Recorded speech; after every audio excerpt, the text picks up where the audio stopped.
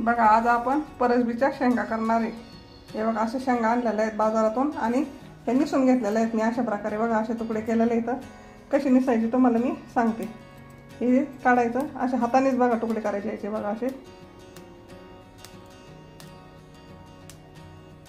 अशा प्रकारे तुकडे करून घ्यायचे आपल्याला। बघा एकदम साधे आणि सोपे आहे, सिंपल करायचे ते एकदम 10 मिनिटात होतात। बघा या शेंगा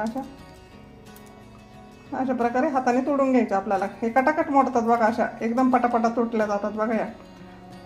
तर आपल्याला आता याला धुवून घ्यायचंय मस्त एकदम स्वच्छ। आपल्या या निसून झालेल्या आहेत बघा सगळ्या।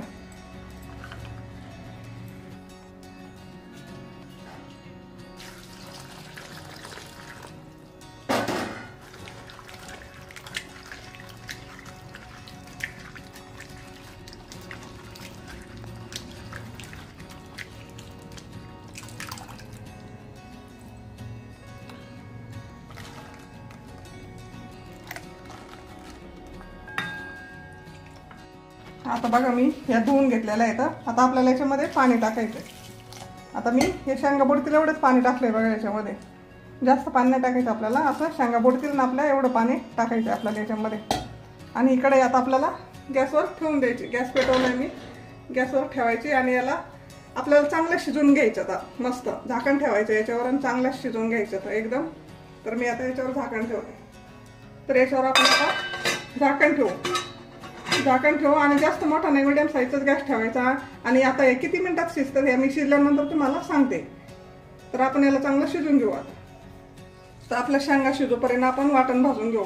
तर हिरव्या मिरच्या घेतलेल्या आहेत, हिरव्या मिरच्या आपल्याला भाजून घ्यायच्या। तर तुम्ही हिरव्याच्या ऐवजी लाल तिखट टाकलं ना तरी पण चालेल, पण हिरव्या मिरचीची भाजी छान होती। थोडंसं तेल टाकून घ्यायचं याच्यावर आणि मस्त भाजून घ्यायचं असं चांगलं। बघा आता तुम्हाला लाल तिखट टाकायचं असेल तर तुम्ही लाल तिखट टाकू शकता, कारण की हिरव्या मिरच्या घातल्या तर तुमच्या आवडीनुसार तुम्ही तिखटानुसार घालायचं। कारण का आम्हाला थोडी भाजी तिखट लागते त्याच्यामुळं आम्ही थोड्या जास्त मिरच्या घालतो। जास्त पण नाही, भाजी जशी असेल तशा मिरच्या असतात बघा, ते तुम्हाला जास्त वाटतात पण मिरच्या काही जास्त नसतात। तर चांगलं आपल्याला असे डाग पडूपर्यंत भाजायचे बघा मिरच्यांना, म्हणजे भाजी उगीर लागत नाही। हे बघा पाहू शकता तुम्ही छान भाजल्या तशा मिरच्या आपण आता काढून घेऊ। आता त्याच्यावरच आपल्याला 2-4 शेंगदाणे टाकायचे। शेंगदाणे अगदी थोडे टाकायचे, जास्त शेंगदाण्याचा वापर नाही करायचा आपल्याला। हे बघा मी अगदी थोडीशी शेंगदाणे टाकलेले इथं, म्हणजे भाजी छान होती। चांगलं भाजून घ्यायचंय।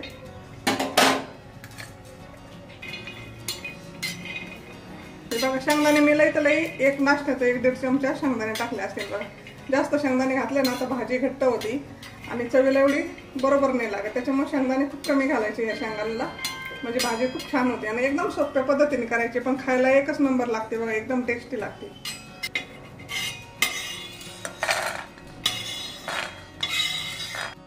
आता याच्यामध्ये आपल्याला लसूण घालायचंय।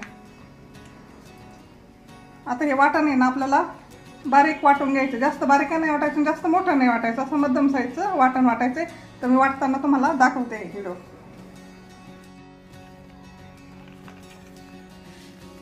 तर आपण आता पाट्यावर वाटून घेऊ आणि त्याच्यावर आपल्याला थोडंसं मीठ घालायचं बघा, मिरच्यावरती असं मीठ टाकून घ्यायचं चवीनुसार आणि वाटायचं याला। आधी मिरच्या वाटल्या ना म्हणजे बी वगैरे सगळं बारीक होतं आणि नंतर शेंगदाणे घ्यायचे। अगोदर मिरची वाटून घ्यायची म्हणजे हे असं बी असतं ना हे राहत नाही, बारीक होतं मिरच्यामध्ये वाटल्यावर। याच्यामध्ये आपल्याला थोडीशी कोथिंबीर घालायची, धुवून घेतलेली स्वच्छ मी, आणि मिरचीमध्येच वाटायची, नंतर शेंगदाणे घ्यायचे आपल्याला। तर हे वाटून घेऊ आपण चांगलं।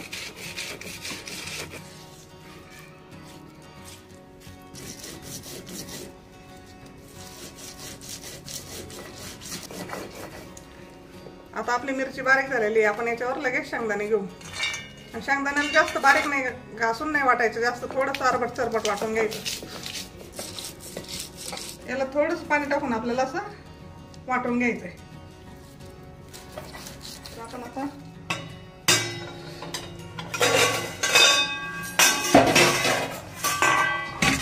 हे बघा आपल्या शेंगा पण छान अशा वाफळल्यात बघा, अशा दाबून बघायच्या। हे बघा अशा चांगल्या शिजून द्यायच्या। आता अशा शेंगा शिजल्यात, आपण गॅस बंद करूया. आपल्याला ताटलीत काढून घ्यायच्या आणि ह्याच कढईमध्ये भाजी टाकायची आहे. तर आपण आता शेंगा काढून घेतलेल्या आहेत आणि त्याच कढईमध्ये आपल्याला तेल घालायचं आहे. आवडीनुसार तुम्हाला तेल टाकायचं आहे. त्याच्यामध्ये 2 पळ्यांनी तेल टाकलेलं आहे. अर्धा चमचा मोहरी टाकायची आपल्याला. मोहरीला चांगलं तडतडून द्यायचंय.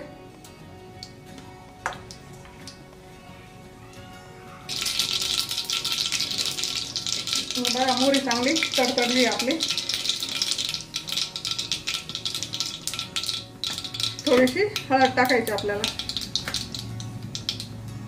कढीपत्ता टाकायचा. थोडीशी कोथिंबीर टाकायची.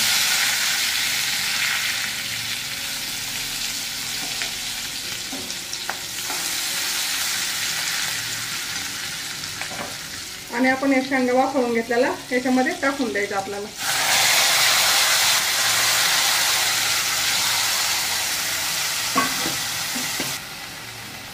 हे आपण वाटण घेतलेलं आहे बघा. असं जास्त बारीक पण नाही, जास्त मोठं पण नाही, असं जरा थोडंसं चरबट वाटण आहे. लसूण, हिरव्या मिरच्या, मीठ आणि कोथिंबीर एवढं वाटण आपण वाटलेलं आहे. हे पण आपल्याला याच्यावर लगेच टाकायचं आहे. तर आपल्याला याला पाणी नाही टाकायचं. डिश धुवून मी थोडंसं पाणी घालते याच्यामध्ये.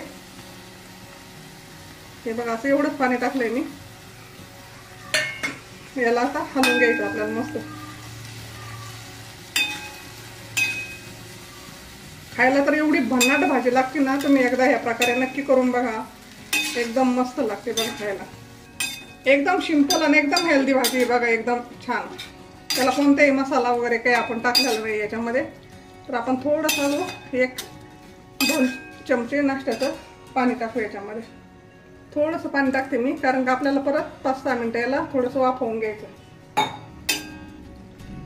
तर याला आपण मस्त हलवून दिलेलं आहे आणि याच्यावर आपण आता 5 मिनिटं झाकण ठेवूया आणि मस्त एक वाफ देऊन घेऊ वाटण टाकल्याच्या नंतर.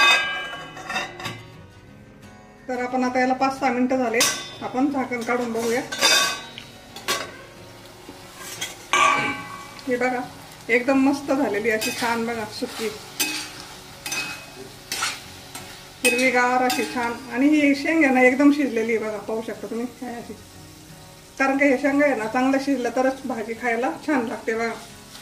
पाहू शकता एकदम मस्त अशी आपली शेंगाची परसबीची भाजी झालेली. तर याच्यावर आपण थोडीशी कोथिंबीर घालू.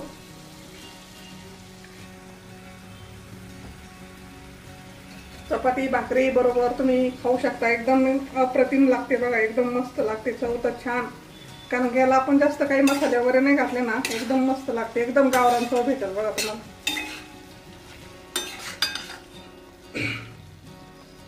आवडले असतं तर नक्की करून बघा. खाऊन बघा एकदा आणि सांगा कशी झाली ती. एकदम सोप्यात सोपी. सबस्क्राईब पण करा. धन्यवाद.